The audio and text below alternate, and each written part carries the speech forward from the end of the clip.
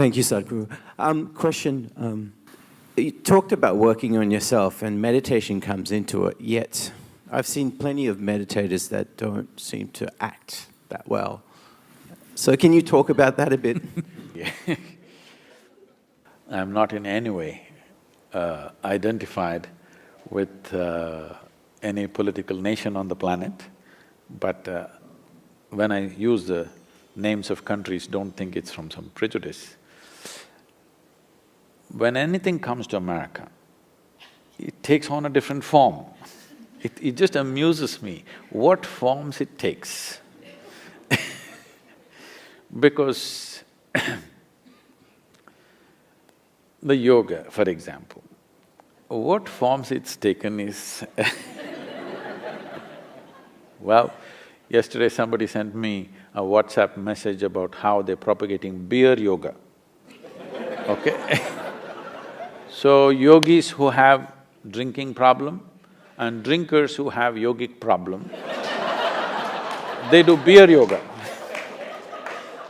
okay? Like this there are many. So we need to understand this. This is not…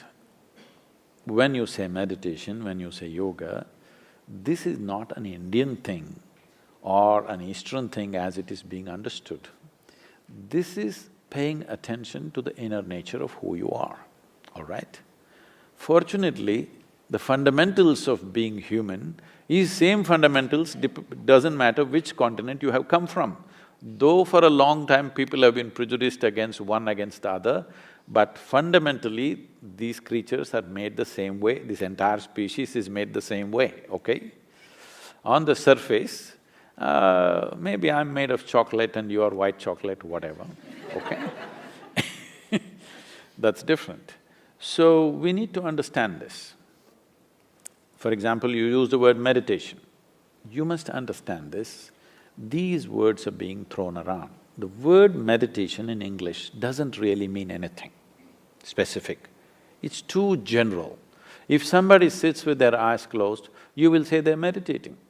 You know with your eyes closed how many things you can do. Yes or no? So in the yogic parlance, you can do japa, tapa, dharana, dhyana, samadhi, you can fantasize about something or you can just master the art of sleeping in vertical postures. You know, you don't know what you're doing. So, what specific aspects are not there. General, because it's a fashion. It is not an endeavor, it is more a fashion, it's an in thing.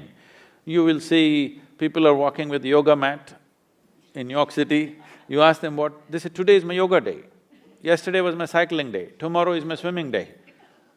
This is not like that.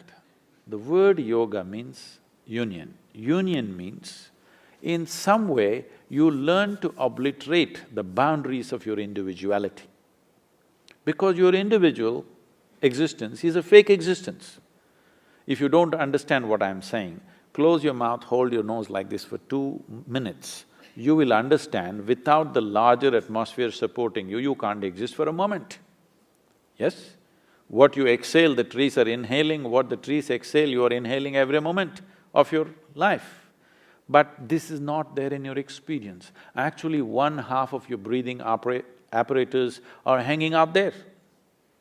If you experience this, do I have to tell you, don't cut the tree? Do I have to tell you something else like this? To plant the tree? It wouldn't be necessary. If you really experience one half of my lungs is hanging out there, you wouldn't call a tree a wood, isn't it? If I call you flesh, is it an insult or no? So calling a living tree as wood, this happened to me. You know, when I was doing literature, we were always studying English poetry and we were introduced to American poetry.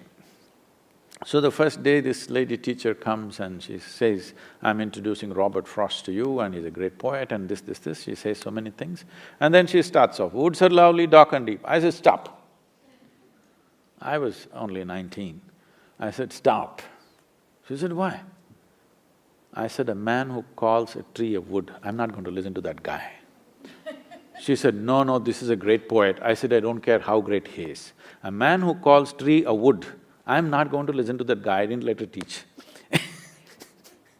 Because this has gotten into our minds.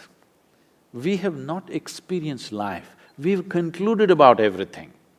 We made conclusions about everything. We have not experienced it. If you sat here and experienced life, very well you would know what the trees exhale, you're inhaling every moment. You can do without any relationship in your life.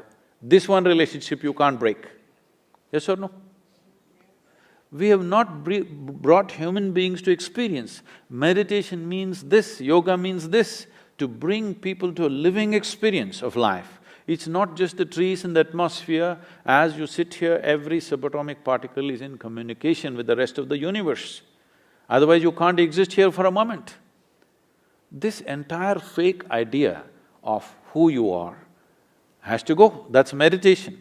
So anyway, technically what is meditation? Meditation is a consequence, but because these societies have become so goal-oriented, they want the mango, they don't want the tree. If you want flowers in your garden, you don't have to do flower meditation. You don't even have to think flower. You have to think soil, manure, water, sunlight. None of them look like flowers. But if you take care of that, flower is a consequence. So meditation is a consequence, but people want the consequence, not the process.